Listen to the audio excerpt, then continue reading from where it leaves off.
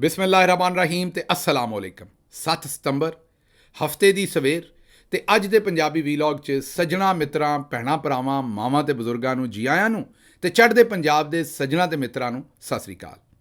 ਇਸ ਤੋਂ ਪਹਿਲਾਂ ਕਿ ਵੀਲੌਗ ਸ਼ੁਰੂ ਕਰੀਏ ਤੁਹਾਨੂੰ ਚੇਤੇ ਕਰਾਈਏ ਕਿ ਸੋਸ਼ਲ ਮੀਡੀਆ ਫਾਇਰਵਾਲ ਨੂੰ ਨਾਕਾਮ ਬਣਾਉਣ ਵਾਸਤੇ ਇਸ ਚੈਨਲ ਨੂੰ ਸਬਸਕ੍ਰਾਈਬ ਕਰੋ ਜੇ ਹਾਲੇ ਤੱਕ ਨਹੀਂ ਕੀਤਾ। ਵੀਲੌਗ ਵੇਖਣ ਤੋਂ ਬਾਅਦ ਇਹਨੂੰ ਲਾਈਕ ਕਰੋ, ਇਹਦੇ ਤੇ ਕਮੈਂਟ ਕਰੋ ਤੇ ਇਹਦੇ ਲਿੰਕ ਨੂੰ WhatsApp ਤੇ ਸ਼ੇਅਰ ਕਰੋ। ਹੁਣ ਆਉਨੇ ਅੱਜ ਦੀਆਂ ਖਬਰਾਂ ਵਾਲੇ ਪਾਸੇ ਜਿਨ੍ਹਾਂ ਤੇ ਅਸੀਂ ਚਾਨਣ ਪਾਉਣਾ।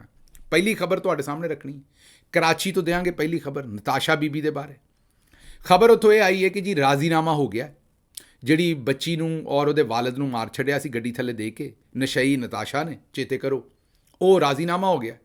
ਔਰ ਮੁਬੈਨਾ ਤੌਰ ਤੇ ਰਿਪੋਰਟਡਲੀ ਆਖਿਆ ਜਾਂਦਾ ਵੀ 5.5 ਕਰੋੜ ਰੁਪਈਏ ਦੇ ਵਿੱਚ ਇਹ ਸੌਦਾ ਹੋਇਆ, ਜਿਹਨੂੰ ਇਸਲਾਮ ਦਾ ਜਿਹੜਾ ਇੱਕ ਬੜਾ ਪਾਕ ਕਨਸੈਪਟ ਹੈ ਦੀਅਤ ਦਾ, ਉਹਨੂੰ ਇਸਤੇਮਾਲ ਕੀਤਾ ਗਿਆ। ਉਸ ਕਿਉਂਕਿ ਜਿਹੜਾ ਤਗੜਾ ਇੱਥੇ ਉਹ ਮਜ਼ਹਬ ਉਹਦੇ ਕਾਬੂ ਆਏ ਤੇ ਉਹਨੂੰ ਇਸਤੇਮਾਲ ਕਰ ਲੈਂਦਾ। ਹਿਊਮਨ ਰਾਈਟਸ ਮਾਡਰਨ ਆਉਣ ਤੇ ਉਹਨੂੰ ਇਸਤੇਮਾਲ ਕਰ ਲੈਂਦਾ। ਪਾਕਿਸਤਾਨ ਦਾ ਆਈਨ ਉਹਦੇ ਹੱਥੇ ਚੜੇ ਤੇ ਉਹਨੂੰ ਇਸਤੇਮਾਲ ਕਰ ਲੈਂਦਾ। ਇਨਸਾਨੀਅਤ ਆਏ ਤੇ ਉਹਨੂੰ ਇਸਤੇਮਾਲ ਕਰ ਲੈਂਦਾ। ਔਰਤਾਂ ਦੇ ਬੁਨਿਆਦੀ ਹਕੂਕ ਚਾਹੀਦੇ ਨੇ, ਪਰ ਜੇ ਆਪਣੀ ਜ਼ਨਾਨੀ ਫਸ ਜੇ ਕੋਈ ਤੇ ਫਿਰ ਔਰਤਾਂ ਵਾਸਤੇ ਸਪੈਸ਼ਲ ਕਾਨੂੰਨ ਔਰ ਸਪੈਸ਼ਲ ਇੱਜ਼ਤ ਜਿਹੜੀ ਉਹਨੂੰ ਇਸਤੇਮਾਲ ਕਰ ਲੈਂਦਾ। ਸਾਡੀ ਅਸ਼ਰਾਫੀਆ ਦਾ ਪੁਰਾਣਾ ਕੰਮ ਹੈ ਤੇ ਮੈਂ ਤੁਸੀਂ ਚੇਤੇ ਕਰੋ ਕਿ ਜਿੱਦਣ ਇਹ ਹੋਇਆ ਸੀ ਮੈਂ ਤੁਹਾਨੂੰ ਉਦਣ ਹੀ ਦੱਸ ਦਿੱਤਾ ਸੀ ਕਿ ਇਸ ਕੇਸ ਦਾ ਕੁਝ ਨਹੀਂ ਹੋਣਾ। ਰੌਲਾ ਸ਼ੌਲਾ ਪਾਵਾਂਗੇ, ਤੁਹਾਨੂੰ ਅਸੀਂ ਦੱਸਾਂਗੇ, ਤੁਸੀਂ ਰੌਲਾ ਪਾਓਗੇ, ਬਦਦੁਆਵਾਂ ਦਿਓਗੇ ਤੇ ਬਸ ਇਹ ਕੰਮ ਜਿਹੜਾ ਇਹ ਮੁੱਕ ਜਾਏਗਾ। ਇੰਝ ਹੀ ਇੱਥੋਂ ਦੇ ਜਿਹੜੇ ਤਗੜੇ ਨੇ ਉਹ ਕੀੜੇ ਮਕੌੜਿਆਂ ਤਰ੍ਹਾਂ ਗਰੀਬਾਂ ਨੂੰ ਜਿਹੜਾ ਉਹ ਕਿਸੇ ਵੇਲੇ ਪੈਰ ਦੇ ਥੱਲੇ ਦੇ ਕੇ ਮਸਲਣਗੇ ਤੇ ਕਿਸੇ ਵੇਲੇ ਗੱਡੀ ਦੇ ਥੱਲੇ ਮਸਲਣਗੇ। ਤੇ ਜੇ ਮਸਲੇ ਗਏ ਤੇ ਉਹ ਪੁੱਛਣਗੇ ਵੀ ਕਿੰਨਾ ਮੁੱਲ ਹੈ ਤੁਹਾਡਾ, ਇਹ ਦੱਸੋ ਵੀ ਕਿੰਨਾ ਰੇਟ ਲਾਉਣਾ ਜੇ ਆਪਣੀ ਜਾਨ ਦਾ। ਪਿੱਛੋਂ ਘਰ ਵਾਲਿਆਂ ਨੂੰ ਪੁੱਛਣਗੇ। ਜਿਹੜੀ ਡੀਲ ਹੋਈ ਹੈ ਮੁਬੈਨਾ ਤੌਰ ਤੇ ਰਿਪੋਰਟਡਲੀ, ਜੋ ਮੀਡੀਆ ਰਿਪੋਰਟ ਕਰ ਰਿਹਾ, ਸੋਸ਼ਲ ਮੀਡੀਆ ਕਰ ਰਿਹਾ, ਉਹ ਇਹ ਕਰ ਰਿਹਾ ਕਿ 5.5 ਕਰੋੜ ਰੁਪਈਏ 'ਚ ਡੀਲ ਹੋਈ ਹੈ ਔਰ ਨਾਲ ਸ਼ਾਇਦ ਇਸ ਖਾਨਦਾਨ ਨੂੰ ਕੋਈ ਜਿਹੜੀ ਹੈ ਉਹ ਇੱਕ ਨੌਕਰੀ ਦਿੱਤੀ ਜਾਏਗੀ ਪਿੱਛੋਂ ਲਵਾਹਕੀਨ ਨੂੰ। ਹੁਣ ਚੇਤਾ ਇਹ ਕਰੋ ਕਿ ਸ਼ਾਇਦ ਪਾਪੜ ਵੇਚਦੇ ਸਨ ਜਾਂ ਚਿਪਸ ਵੇਚਦੇ ਸਨ ਉਹ ਜਿਹੜੇ ਬਜ਼ੁਰਗ ਸਨ ਔਰ ਉਹਨਾਂ ਆਪਣੀ ਧੀ ਪੜ੍ਹਾਈ। ਧੀ ਨੇ MBA ਕੀਤਾ, ਹੁਣ ਇੰਟਰਨਸ਼ਿਪ ਕਰਦੀ ਸੀ, ਪਿੱਛੋਂ ਹੋਰ ਨਿਆਣੇ ਵੀ ਸਨ। ਤੇ ਇਹ ਜਿਹੜੀ ਸਾਡੀ ਇਹ ਵੀ ਭੈਣ ਹੀ ਹੈ, ਨਸ਼ੈਣ ਹੈ ਜਿਹੜੀ, ਇਹਨੇ ਗੱਡੀ ਥੱਲੇ ਦੇ ਕੇ ਮਾਰ ਛੱਡਿਆ। ਹੁਣ ਇਹਦੇ ਕੋਲ ਕਿਉਂਕਿ ਰੁਪਈਏ ਸਨ ਤੇ ਇਹਨੇ ਉਹਨਾਂ ਦੀਆਂ ਜਾਨਾਂ ਦਾ ਮੁੱਲ ਦੇ ਕੇ ਉਹ 2 ਜਾਨਾਂ ਖਰੀਦ ਲਈਆਂ। ਮਤਲਬ ਕਹਿਣ ਦਾ ਹੈ ਕਿ ਨਤਾਸ਼ਾ ਬੀਬੀ ਦਾ ਅਜੇ ਜੇ ਕੋਈ 4-5 ਹੋਰ ਬੰਦੇ, ਅਸੀਂ ਇੱਕ ਫਿਲਮ 'ਚ ਵੇਖਿਆ ਸੀ, ਮੈਨੂੰ ਚੇਤੇ ਨਹੀਂ, ਵੀ ਉਹ ਕੋਈ ਚਪੇੜ ਮਾਰਦਾ ਤੇ ਉਹ ਆਂਦਾ ਵੀ ਮੈਂ ਤੈਨੂੰ ਇੰਨੇ ਦਾ ਹਰਜਾਨਾ ਕਰਨਾ ਤੇ ਉਹ ਉਹਨੂੰ ਕੋਈ 4-5 ਚਪੇੜਾਂ ਹੋਰ ਮਾਰਦਾ ਤੇ ਆਪਣੇ ਜਿਹੜਾ ਉਹਦਾ ਮੁਨਸ਼ੀ ਹੁੰਦਾ ਉਹਨੂੰ ਕਹਿੰਦਾ ਵੀ ਇਹ 5 ਚਪੇੜਾਂ ਦੇ ਹੁਣ ਉਹਨੇ ਪੈਸੇ ਜਿਹੜੇ ਨੇ ਜਿੰਨੇ ਇੱਕ ਦੇ ਮੰਗਦਾ ਉਹ 5 ਵਾਰੀ ਜ਼ਰਬ ਦੇ ਕੇ ਤੈਨੂੰ ਚੈੱਕ ਦੇ ਦਿਓ। ਇਹ ਮੇਰਾ ਖਿਆਲ ਅਗਰ ਮੈਂ ਗਲਤ ਨਹੀਂ ਤੇ ਲਮਹੇ ਫਿਲਮ ਸੀ। ਅਨੀਲ ਕਪੂਰ ਸਾਹਿਬ ਨੇ ਚਪੇੜਾਂ ਠੋਕੀਆਂ ਸਨ ਸਾਡੇ ਬਚਪਨ ਦੀ ਜਾਂ ਜਵਾਨੀ ਦੀ, ਮੈਨੂੰ ਚੇਤਾ ਨਹੀਂ ਕਿ ਇਸ ਵੇਲੇ ਦੀ ਫਿਲਮ ਸੀ। ਬਹਰਹਾਲ ਇਹ ਅਸੀਂ ਉੱਥੇ ਤੇ ਹੁੰਦਾ ਵੇਖਿਆ ਸੀ, ਲੇਕਿਨ ਪਾਕਿਸਤਾਨ ਦੀ ਸੁਸਾਇਟੀ ਦੇ ਵਿੱਚ ਇਹ ਆਏ ਦਿਨ ਹੁੰਦਾ। ਅਸੀਂ ਸਾਰੇ ਇਹਨੂੰ ਕਬੂਲਦੇ ਹਾਂ। ਮੈਂ ਤੁਹਾਨੂੰ ਬਾਰ-ਬਾਰ ਦੱਸਦਾ ਕਿ ਹਸਬੇ ਤੌਫੀਕ ਅਸੀਂ ਸਾਰੇ ਹੀ ਜਦੋਂ ਸਾਡੇ ਤੇ ਆਉਂਦੀ ਉਦੋਂ ਸਾਨੂੰ ਕਾਨੂੰਨ ਚੰਗਾ ਨਹੀਂ ਲੱਗਦਾ। ਸਾਨੂੰ ਕਾਨੂੰਨ, ਇਨਸਾਫ, ਸੱਚ ਸਭ ਕੁਝ ਦੂਜੇ ਲਈ ਚੰਗਾ ਲੱਗਦਾ, ਆਪਣੇ ਤੇ ਆਵੇ ਤੇ ਸਾਨੂੰ ਚੰਗਾ ਨਹੀਂ ਲੱਗਦਾ। ਬਹਰਹਾਲ ਇਹ ਡੀਲ ਹੋ ਗਈ ਹੈ ਜੀ, ਜ਼ਮਾਨਤ ਜੱਜ ਸਾਹਿਬ ਦੇ ਛੱਡੀ ਹੈ। ਅੱਛਾ, ਇਹ ਜਿਹੜੀ ਕਿ ਕਿੰਨੇ ਦੀ ਹੋਈ ਹੈ ਸਾਨੂੰ ਨਹੀਂ ਪਤਾ, ਲੇਕਿਨ ਡੀਲ ਦਾ ਤੇ ਸਾਰੇ ਰਾਜ਼ੀਨਾਮਾ ਦੇ ਕਾਗਜ਼ ਸਾਰਾ ਕੁਝ ਸਾਹਮਣੇ ਆ ਗਿਆ ਤੇ ਉਹ ਤੇ ਜ਼ਮਾਨਤ ਵੀ ਦੇ ਛੱਡੀ ਹੈ। ਹੁਣ ਸਰਕਾਰ ਨੇ ਇੱਕ ਪਰਚਾ ਦਿੱਤਾ ਹੋਇਆ ਨਤਾਸ਼ਾ ਬੀਬੀ ਤੇ, ਉਹਦੇ ਤੇ ਜੱਜ ਸਾਹਿਬ ਨੇ ਫੈਸਲਾ ਮਹਿਫੂਜ਼ ਕੀਤਾ। ਜੱਜ ਸਾਹਿਬ ਆਪਣੇ ਮੂੰਹ ਤੇ ਕਾਲਕ ਨਹੀਂ ਮਲੀ, ਸੇਮ ਡੇ ਨਹੀਂ ਜ਼ਮਾਨਤ ਦਿੱਤੀ, ਉਹ ਵੀ ਹੁਣ ਰੁਕ ਗਏ ਨੇ। ਪੀਰ ਵਾਲੇ ਦਿਨ ਦੇ ਦੇਣਗੇ। ਮੈਂ ਪਹਿਲਾਂ ਹੀ ਤੁਹਾਨੂੰ ਦੱਸ ਦਿੰਦਾ ਵੀ ਜੱਜ ਸਾਹਿਬ ਦੀ ਕੀ ਔਕਾਤ ਹੈ ਨਾ ਦੇਣ। ਉੱਥੇ ਜਿੱਥੇ ਸਾਰਾ ਕੁਝ ਹੀ ਵਿਕ ਗਿਆ ਤੇ ਉੱਥੇ ਜੱਜ ਸਾਹਿਬ ਕਿਵੇਂ ਖਲੋਤੇ ਰਹਿ ਜਾਣਗੇ ਮਾਜ਼ਰਤ ਦੇ ਨਾਲ। ਤੇ ਕਹਿਣ ਦਾ ਮਤਲਬ ਇਹ ਹੈ ਕਿ ਹੁਣ ਪੀਰ ਵਾਲੇ ਦਿਨ ਨਤਾਸ਼ਾ ਬੀਬੀ ਚਲੀ ਜਾਏਗੀ ਜੀ ਘਰ ਜਾਣ ਤੋਂ ਬਾਅਦ ਅਗਲਾ ਕੰਮ ਵੀ ਦੱਸ ਦੇਣਾ, ਅੱਗੋਂ ਨਤਾਸ਼ਾ ਬੀਬੀ ਸਾਹਿਬਾ ਜਿਹੜੀਆਂ ਉਹ ਮੁਲਕ ਤੋਂ ਬਾਹਰ ਚਲੇ ਜਾਣਗੀਆਂ, ਫਿਰ ਥੋੜ੍ਹੀ ਦੇਰ ਬਾਅਦ ਵਾਪਸ ਆਉਣਗੀਆਂ, ਫਿਰ ਇਹਨਾਂ ਸੜਕਾਂ 'ਤੇ ਗੱਡੀਆਂ ਚਲਾਉਣਗੀਆਂ, ਫਿਰ ਸਾਰਾ ਕੁਝ ਕਰਨਗੀਆਂ। ਘਰ ਵਾਲੇ 4 ਦਿਨ ਡਾਂਡ ਡਪਟ ਕਰਨਗੇ, 4 ਦਿਨ ਡਰਾਈਵਰ ਇਸਤੇਮਾਲ ਕਰਨਗੀਆਂ। ਸੂਟਾ ਜਿਹੜਾ ਉਹ ਤਾਂ ਲੱਗਦਾ ਰਹੇਗਾ, ਉਸ ਤੋਂ ਤਾਂ ਕੰਮ ਨਹੀਂ ਰੁਕਣਾ, ਕਿਉਂਕਿ ਉਹ ਤਾਂ ਤੁਹਾਨੂੰ ਪਤਾ ਉਹਦੇ ਨਾਲ ਤਾਂ ਬੰਦਾ ਫੰਕੀ ਹੁੰਦਾ ਹੈ ਨਾ, ਬੰਦਾ ਮਾਡਰਨ ਹੁੰਦਾ ਇਹੋ ਜਿਹੀਆਂ ਹਰਕਤਾਂ ਕਰਕੇ। ਬਹਰਹਾਲ ਮੁਖਤਸਰ ਗੱਲ ਇਹ ਹੈ ਕਿ ਅਦਾਲਤ ਦੇ ਵਿੱਚ ਨਤਾਸ਼ਾ ਬੀਬੀ ਦੇ ਵਕੀਲ ਨੇ ਇਹ ਵੀ ਦੱਸਿਆ ਵੀ ਉਹ ਦਿਮਾਗੀ ਮਰੀਜ਼ ਹੈ ਤੇ ਪਤਾ ਨਹੀਂ 2015 ਤੋਂ ਉਹਨੂੰ ਦਿਮਾਗੀ ਮਰੀਜ਼ਾ ਬਣਾ ਦਿੱਤਾ। ਇਹੋ ਜਿਹੀਆਂ 5-7 ਕਮਲੀਆਂ ਹੋਰ ਹੋ ਗਈਆਂ ਤੇ ਪਾਕਿਸਤਾਨ ਤੇ ਗਿਆ ਕਿਸੇ ਪਾਸੇ ਨੂੰ।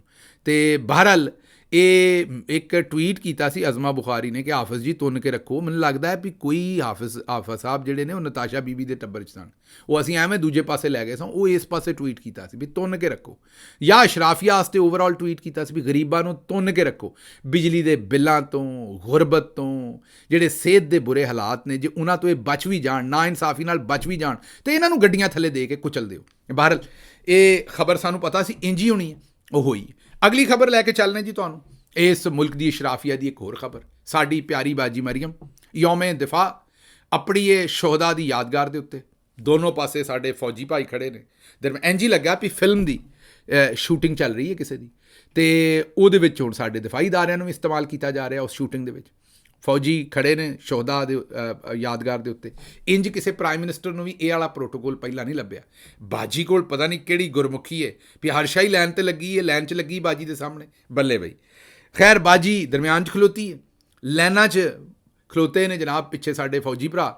ਉਹਨਾਂ ਉੱਥੋਂ ਪੈਗਾਮ ਦਿੱਤਾ ਹੈ। ਬਾਜੀ 2-3 ਵਾਰੀ ਆਪਣੇ ਪੈਗਾਮ 'ਚ ਕਿਹਾ ਹੈ ਕਿ ये जो सिर्फ, तो असल में उन्होंने कहा ये जो दहशतगर्दी के खिलाफ जंग है, ये जो हमारी अफवाज हैं, ये जो हमारे शोहदा हैं। जिन्नी बारी भी बाजी ने ये जो आख्या मैं डर गया जिस वे मैं मैसेज सुन रहा, क्योंकि बाजी वो ही है जी मैं पूरा नारा नहीं ला सकता क्योंकि मेरा दिल इजाजत नहीं दिंदा। देना तो चाहिए इजाजत, जो कुछ हो गया है, लेकिन दिल फिर भी इजाजत नहीं दिंदा। जेड़े नारे बाजी ने लवाए ने, तो आओ तुहानू सुनाइए, ऐ सुनो जरा।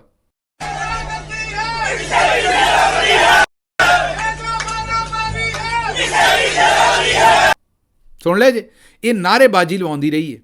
ये मैं नहीं कह सकता क्योंकि मेरा ज़मीर और दिल इजाजत नहीं दिंदा, क्योंकि साडा अपना इदारा है। अगर उत्ते बैठे चंद लोग जेडे ने वो इहो जे सियासी फैसले करन डे ने जेडे साडे खिलाफ ने, तो असीं अपने इदारे नूं भैड़ा तो नहीं आख सकते। भाई इन्हां आख्या ते अज अल्लाह दी शान वेखो भी उत्थे। अच्छा एक होर तुहानूं बड़ी कंट्रडिक्शन दसने, बरीक कार्रवाई दसने एक तुहानूं होर। ये सारी अशराफिया करेगी ये बरीक कार्रवाई। वो बरीक कार्रवाई इन्हां ये कीती है कि बाजी जदों पुलिस वाले शहीद होए सन ना, चेते करो उत्थे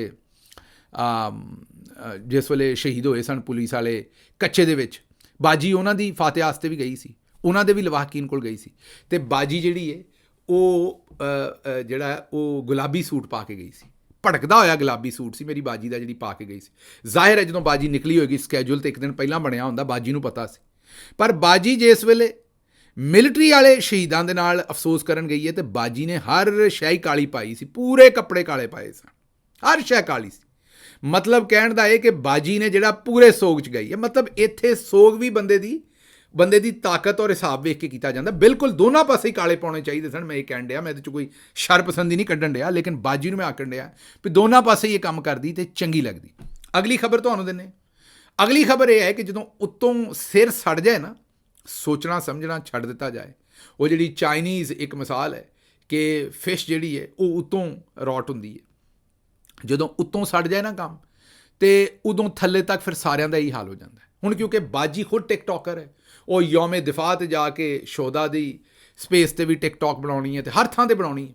बाजी ते ਜਿਹੜੀਆਂ ਨਾਲ ने वो भी टिकटॉक ही बनाउंदियां ने, वो भी सैल्फियां ही लैंदियां ने। उन्हां नूं हुण समझ नहीं भी किहड़ा थां हुंदा है काम लैण दा या नहीं। हिना परवेज़ भट्ट साहब उन्होंने एक बड़ा ही घटिया, गलीज़, शर्मनाक ते थर्ड क्लास किस्म का ट्वीट किया। गुजरांवाले दे विच कुछ बच्चियां दे नाल ज़्यादती कर छड़ी किसी ने, उन्हां दी इज्जत लुट लई। छोटी बच्चियां, बिल्कुल छोटी बच्चियां, जिन्हां दी तस्वीर मीडिया भी नहीं विखाउंदा। कोई बड़ा ही चवल होएगा मीडिया च माजरत दे नाल जिहड़ा विखाएगा, वो भी नहीं विखाउंदे। ये बीबी गई जिहड़ी अपने आप नूं वज़ीर मशीर या मरियम दी बड़ी करीबी, ते आंदी है भी मैनूं मरियम ने घल्लिया है, ते सिर्फ अपनी मशहूरी आस्ते उत्थों उन्हां बच्चियां दी तस्वीर जिहड़ी है उन्होंने ट्वीट करन लई है, उन्हां दे घर दी तस्वीर ट्वीट करन लई है। अगर एक मिनट आस्ते ये बच्चियां दी तस्वीर नूं ब्लर भी कर दिंदी तो फिर भी रौला तो पै जाना सी ना। ये तस्वीर लाउणी ही नहीं सी चाहिदी। इस या तो उन्होंने इंसाफ दिवाओ। ये जिहड़ी दुकानदारी कर रहे हो, जिहड़ा सौदा वेच रहे हो उत्थे बैठे, ये शर्मनाक हरकत है। जिद तो तुहानूं बंदे दा पुत्तर बनना चाहिए, बाज आना चाहिए, लेकिन मेरा ख्याल उतले खाने दे विच ना थां है, ना स्पेस है, ना सोचण दी स्पेस है, ना अपनी इज्जत का ख्याल है, ना दूजियां दी इज्जत का ख्याल है। वो गरीब दी बच्ची तो मैं तुहानूं नहीं दस दिता है भी उत्थे नताशा ने की कीता है। सारियां ही नताशा ने अपने अपने थां ते। अच्छा जी, राणा सनाउल्ला साहब ने मोहसिन नकवी के उत्ते सारी हार का बर्डन पाया है। ਉਹ ਜਿਹੜਾ ਆਂਦਾ ਸੀ SHO ਦੀ ਮਾਰ ਹੈ, ਉਹ SHO ਦੀ ਮਾਰ ਵੀ ਤੁਹਾਨੂੰ ਖਬਰ ਸੁਣਾਉਂਦੇ।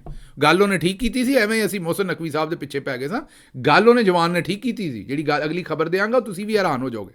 ਪਰ ਰਾਣਾ ਸਨਾਉੱਲਾ ਸਾਹਿਬ ਨੇ ਕ੍ਰਿਕਟ ਦਾ ਜਿਹੜਾ ਬੇੜਾ ਗਰਕ ਹੋਇਆ ਨਾ 1965 ਤੋਂ ਲੈ ਕੇ ਹੁਣ ਤੱਕ, ਪਾਕਿਸਤਾਨ ਆਪਣੀ ਬਦਤਰੀਨ ਥੱਲੇ ਬਿਲਕੁਲ ਹੌਲੀ ਹੋ ਗਈ ਸਾਡੀ ਟੀਮ, ਬਿਲਕੁਲ ਥੱਲੇ ਜਾ ਪੁੰਜੇ ਲੱਗ ਗਈ ਹੈ। ਪੁੰਜੇ ਮਤਲਬ ਜ਼ਮੀਨ ਨਾਲ ਲੱਗ ਗਈ ਹੈ, ਬਿਲਕੁਲ ਰੈਂਕਿੰਗ ਰਹੀ ਕੋਈ ਨਹੀਂ, ਬਦਨਾਮੀ ਕੱਖਾਂ ਤੋਂ ਹੌਲੀ ਹੋ ਗਈ ਹੈ। ਉਹ 1965 ਤੋਂ ਬਾਅਦ ਪਹਿਲੀ ਵਾਰੀ ਹੋਈ। 1965 'ਚ ਅਸੀਂ ਖੇਡਣਾ ਸ਼ੁਰੂ ਕੀਤਾ ਹੋਏਗਾ ਜ਼ਾਹਿਰ ਹੈ। ਅਤੇ ਇਹ ਸਿਹਰਾ ਮੋਹਸਿਨ ਨਕਵੀ ਸਾਹਿਬ ਨੂੰ ਜਾਂਦਾ। ਅਤੇ ਮੋਹਸਿਨ ਨਕਵੀ ਸਾਹਿਬ ਨੇ ਆਖਿਆ ਸੀ ਵੀ ਜੋ ਕੁਛ ਬਲੂਚਿਸਤਾਨ 'ਚ ਹੋ ਰਿਹਾ ਉਹ ਇੱਕ SHO ਦੀ ਮਾਰ ਹੈ। ਅਸੀਂ ਸਾਰਿਆਂ ਨੇ ਗੁੱਸਾ ਕੀਤਾ ਸੀ, ਤਜਜ਼ੀਆ ਵੀ ਕੀਤਾ ਸੀ। ਪਰ ਅੱਜ ਖਬਰ ਆਈ ਜੀ ਕੱਚੇ ਤੋਂ। ਕੱਚੇ ਦੇ ਵਿੱਚ ਪੁਲਿਸ ਦੀ ਆਪਣੀ ਇਨਕੁਆਇਰੀ ਹੈ। ਜਿਹੜੀ ਡੌਨ ਜਿਹੜਾ ਨਿਊਜ਼ਪੇਪਰ ਹੈ, ਅਖਬਾਰ ਹੈ ਅੰਗਰੇਜ਼ੀ ਦਾ, ਉਹਨੇ ਇਸ਼ਾਇਆ ਕੀਤੀ ਹੈ। ਉਹਨਾਂ ਨੇ ਇਹ ਆਖਿਆ ਹੈ ਕਿ ਜਨਾਬ ਉੱਥੇ ਇੱਕ SHO ਨੇ 1 ਅਰਬ ਰੁਪਈਏ ਦੀ ਬਦਨਵਾਨੀ ਕੀਤੀ ਹੈ। ਕਿੰਨੀ ਜੀ? SHO ਨੇ 1 ਅਰਬ ਰੁਪਈਏ ਦੀ। ਇਹ ਪੁਲਿਸ ਦੀ ਆਪਣੀ ਇਨਵੈਸਟੀਗੇਸ਼ਨ ਕਹਿਣ ਡਈ ਹੈ, ਮੈਂ ਤੁਸੀਂ ਨਹੀਂ ਕਹਿਣ ਡਏ।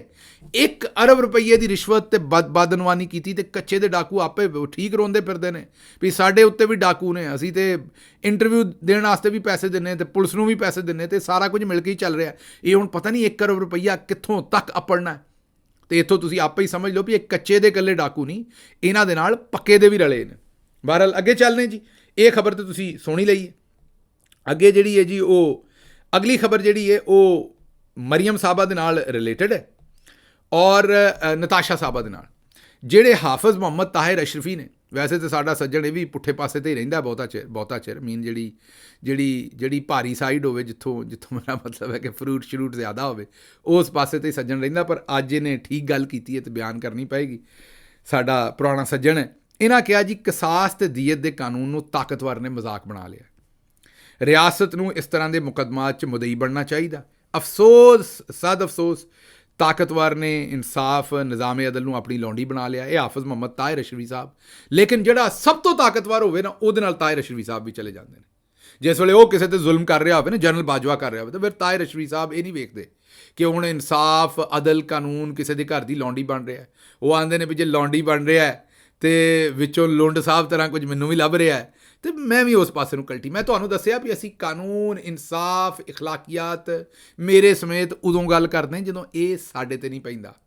ਜਦੋਂ ਕਿਸੇ ਹੋਰ ਦੀ ਗੱਲ ਹੈ ਤਾਂ ਸਾਡਾ ਇਖਲਾਕੀਆਤ ਦਾ ਜਿਹੜਾ ਹੈ ਨਾ ਉਹ ਲੈਵਲ ਬਹੁਤ ਉੱਤੇ ਚਲਾ ਜਾਂਦਾ ਹੈ। ਜਦੋਂ ਆਪਣੇ 'ਤੇ ਪੈਂਦੀ ਤਾਂ ਫਿਰ ਅਸੀਂ ਪੁੰਜੇ ਲੱਗ ਜਾਂਦੇ। ਇਹ ਸਾਡਾ ਪੂਰੀ ਕੌਮ ਦਾ ਹੀ ਹਾਲ ਹੈ, ਕਿਸੇ ਇੱਕ ਦਾ ਹਾਲ ਨਹੀਂ। ਅੱਛਾ ਜੀ, ਇਮਰਾਨ ਖਾਨ ਸਾਹਿਬ ਨੇ ਆਪਣਾ ਜਿਹੜਾ ਉਹਨਾਂ ਦਾ ਆਸਤੀਨ ਦਾ ਸਾਂਭ ਸੀ, ਜਿਹਨੇ ਉਹਨਾਂ ਨੂੰ ਲਾਗੋਂ ਦੱਸਿਆ, ਉਹਦੇ ਬਾਰੇ ਦੱਸਿਆ। ਉਹਨਾਂ ਕਿਹਾ ਇਨਾਮ ਸ਼ਾਹ, ਜਿਹਨੂੰ ਮੈਂ ਆਪਣੇ ਪੁੱਤਰਾਂ ਤਰ੍ਹਾਂ ਇੱਜ਼ਤ ਦਿੱਤੀ ਔਰ ਉਹਦੇ ਨਾਲ ਪਿਆਰ ਕੀਤਾ, ਉਹ ਮੁਲਾਜ਼ਮ ਸੀ ਮੇਰੇ ਕੋਲ, ਉਹਨੇ ਬੁਸ਼ਰਾ ਬੀਬੀ ਤੇ ਇਮਰਾਨ ਖਾਨ ਦੇ ਉੱਤੇ ਝੂਠੇ ਇਲਜ਼ਾਮ ਲਾਏ ਔਰ ਇਹ ਜਿਹੜਾ ਤੋਸ਼ਾਖਾਨਾ ਦਾ ਕੇਸ ਬਣਾਇਆ, ਇਹਦੇ ਵਿੱਚੋਂ ਗਵਾਹ ਦੇ ਤੌਰ 'ਤੇ ਉਹਨਾਂ ਆਖਿਆ ਇਹਨੂੰ ਮੈਂ ਮਾफ़ ਨਹੀਂ ਕਰਾਂਗਾ। ਜਿਸ ਵੇਲੇ ਮੈਂ ਜੇਲ੍ਹ ਤੋਂ ਬਾਹਰ ਆਇਆ ਤੇ ਮੈਂ ਇਹਨੂੰ ਜ਼ਰੂਰ ਠੋਕਾਂਗਾ, ਮਤਲਬ ਕਿ ਇਹਨੂੰ ਅਦਾਲਤ 'ਤੇ ਲੈ ਕੇ ਜਾਵਾਂਗਾ। ਨਾਲ ਇਹਦੇ ਜਨਰਲ ਨਜ਼ੀਰ ਬੱਟ ਰਿਟਾਇਰਡ, ਜਿਹੜਾ ਨੈਬ ਦਾ ਚੇਅਰਮੈਨ ਹੈ, ਉਹਨੂੰ ਵੀ ਲੈ ਕੇ ਜਾਵਾਂਗਾ ਅਤੇ ਨਾਲ ਜਿਹੜਾ ਤਫਤੀਸ਼ੀ ਸੀ ਉਹਨੂੰ ਵੀ ਲੈ ਕੇ ਜਾਵਾਂਗਾ। ਇਮਰਾਨ ਖਾਨ ਸਾਹਿਬ ਨੂੰ ਬੜਾ ਹਿਰਖ ਸੀ ਅਤੇ ਉਹਨਾਂ ਨੇ ਜਿਹੜਾ ਜ਼ਾਹਿਰ ਹੈ ਉਹਨੂੰ ਇਨਾਮ ਸ਼ਾਹ ਦੇ ਬਾਰੇ ਜਿਹੜੀ ਗੱਲ ਕੀਤੀ ਹੈ, ਬੜੇ ਹਿਰਖ ਨਾਲ ਇਹ ਗੱਲ ਕੀਤੀ ਹੈ। ਅੱਛਾ ਜੀ, ਅੱਗੋਂ ਇਮਰਾਨ ਖਾਨ ਸਾਹਿਬ ਨੇ ਜੇਲ੍ਹ ਦੇ ਵਿੱਚ ਗੱਲ ਕੀਤੀ ਹੈ ਲੋਕਾਂ ਦੇ, ਆਪਣਾ ਸਹਾਫੀਆਂ ਦੇ ਨਾਲ। ਉੱਥੋਂ ਉਹਨਾਂ ਕਿਹਾ ਜੀ ਮੈਂ ਅਸਲ 'ਚ ਜਹਾਦ ਕਰ ਰਿਹਾ, ਮੈਂ ਮੁਲਕ ਛੱਡ ਕੇ ਨਹੀਂ ਜਾਣਾ। ਮੈਂ ਨਾ ਕਿਸੇ ਯਜ਼ੀਦ ਦੀ ਯਜ਼ੀਦੀਅਤ 'ਤੇ ਬੈਤ ਕਰਾਂਗਾ ਅਤੇ ਨਾ ਫਰੌਨ ਦੀ ਫਰੌਨੀਅਤ 'ਤੇ। ਮੈਨੂੰ ਮਰਨਾ ਪੈ ਗਿਆ ਮਰਾਂਗਾ, ਇੱਥੇ ਹੀ ਰਵਾਂਗਾ।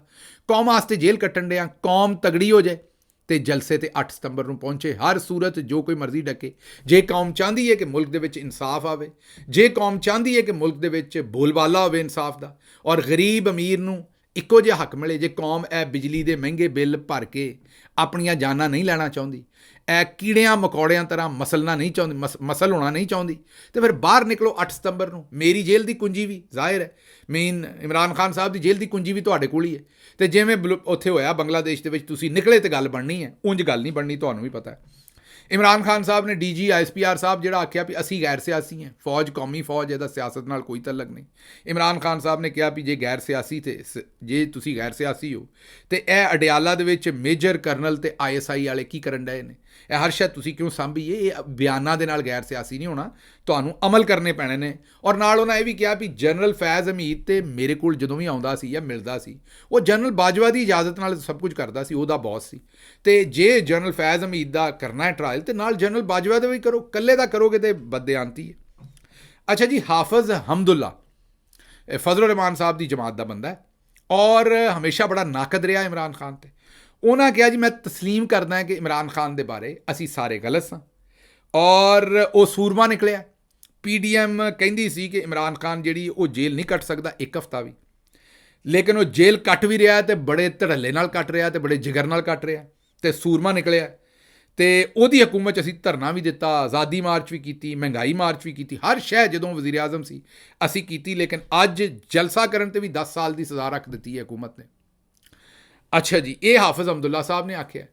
ਦੂਜੇ ਪਾਸਿਓਂ ਮੋਈਦ ਪੀਰਜ਼ਾਦਾ ਸਾਹਿਬ ਨੇ ਤਾਂ ਤਬਸਰਾ ਕੀਤਾ ਵੀ ਜਿਹੜੇ ਪਾਕਿਸਤਾਨ ਦੇ ਜਨਰਲ ਨੇ ਨਾ, ਮਿਲਟਰੀ ਜਨਰਲ ਨੇ, ਉਹਨਾਂ ਨੇ ਆਖਿਆ ਸੀ ਵੀ ਇਮਰਾਨ ਖਾਨ ਜਿਹੜਾ ਇਹਦੇ 24 ਘੰਟੇ ਜੇਲ੍ਹ ਨਹੀਂ ਕੱਟਣੀ ਹੈ, ਜਿਹੜਾ ਇਹਦਾ ਸਾਰਾ ਕੌਨਫੀਡੈਂਸ ਦਬਦਬਾ ਨਾ, ਇਹ ਕੋਕੇਨ ਦੇ ਸੂਟੇ ਮਾਰਦਾ।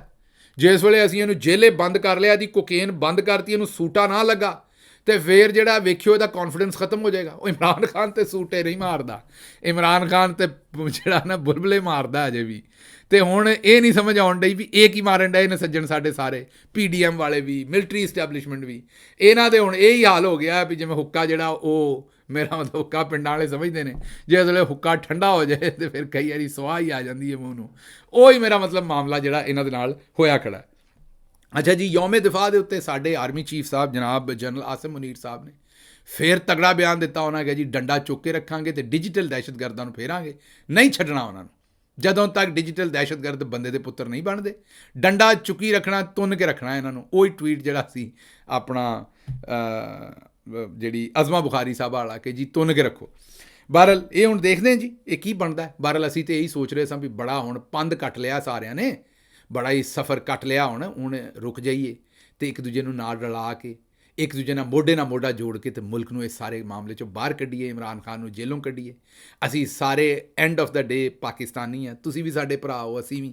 ਐਡੀ ਦੂਰ ਨਾ ਨਿਕਲੀਏ, ਕਾਫੀ ਪਹਿਲਾਂ ਧੱਕਾ ਹੋ ਗਿਆ, ਜ਼ਿਆਦਤੀ ਹੋ ਗਈ, ਹੁਣ ਬਸ ਕਰ ਦੇਣਾ ਚਾਹੀਦਾ। ਬਹਰਹਾਲ ਜੇ ਨਹੀਂ ਹਟਣਾ ਤਾਂ ਫਿਰ ਅੱਲਾ ਦੀ ਸਪੁਰਦ, ਫਿਰ ਕੌਮ ਤਾਂ ਜ਼ਾਹਿਰ ਹੈ ਆਪਣਾ ਹੱਕ ਮੰਗਦੀ ਰਹੇਗੀ।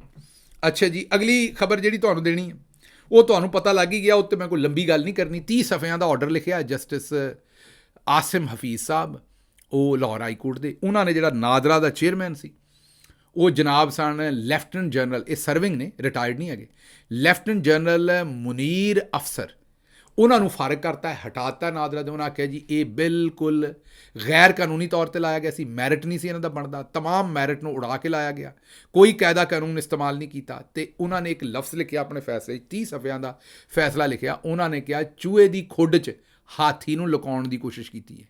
ਉਹਨਾਂ ਨੇ ਆਖਿਆ ਵੀ ਜਿਹੜਾ ਇਲੀਗਲ ਕੰਮ ਹੋਵੇ ਉਹਦੀ ਬੁਨਿਆਦ ਹੀ ਜਿਸ ਵੇਲੇ ਇਲੀਗਲ ਹੋਵੇ ਤਾਂ ਉੱਤੋਂ ਉੱਤੇ ਜਿੰਨੇ ਮਰਜ਼ੀ ਕੱਪੜੇ ਪਾਉਂਦੇ ਰਹੋ ਫਿਰ ਉਹ ਇਲੀਗਲ ਹੀ ਰਹਿੰਦਾ। ਉਹਨਾਂ ਨੂੰ ਅਦਾਲਤ 'ਚ ਹਕੂਮਤ ਦੇ ਵਕੀਲ ਨੇ ਆਖਿਆ ਪਹਿਲਾਂ ਵੀ 2 ਮਿਲਟਰੀ ਦੇ ਹਾਜ਼ਰ ਸਰਵਿਸ ਲੋਕ ਜਿਹੜੇ ਨੇ ਉਹ ਸਰਵ ਕਰ ਚੁੱਕੇ ਨੇ ਨਾਦਰਾ।